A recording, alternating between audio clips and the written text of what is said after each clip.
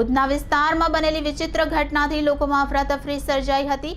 પતરાના રૂમની ઉપર ચડેલી ગાય સૂતેલા પરિવારના 3 સભ્યો પર પડી હતી, જેમાં ઘરના મોભી સહિત 3ને ઈજા થઈ હતી। ઘરના મોભીને પ્રાઇવેટ પાર્ટમાં ગંભીર ઈજા તેમજ બંને પગમાં ફ્રેક્ચર થયું હતું।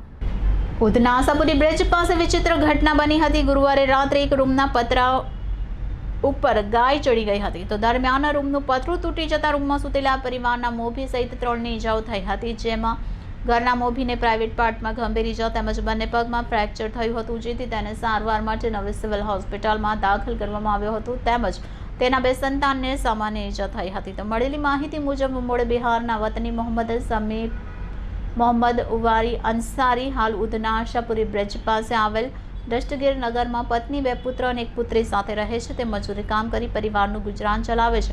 ગુરુવારે રાત્રે સમીમ પરિવાર સાથે જમીને સૂઈ ગયો હતો। દરમિયાન મધરાત્રે 2 વાગ્યાના અરસામાં તેના રૂમની પાછળના ભાગથી એક ગાય પતરા ઉપર ચડી ગઈ હતી।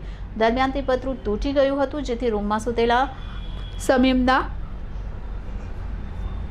ઉપર ગાય પટકાઈ હતી। અકસ્માતમાં સમીપને પ્રાઇવેટ પાર્ટમાં ગંભીર ઈજા થઈ હતી અને બંને પગમાં ફ્રેક્ચર થઈ ગયું હતું, જેથી 108 એમ્બ્યુલન્સ મારફતે તેને સારવાર માટે નવી સિવિલ હોસ્પિટલ ખાતે ખસેડવામાં આવ્યો હતો, જ્યાં તેને દાખલ કરીને સારવાર આપવામાં આવી રહી છે।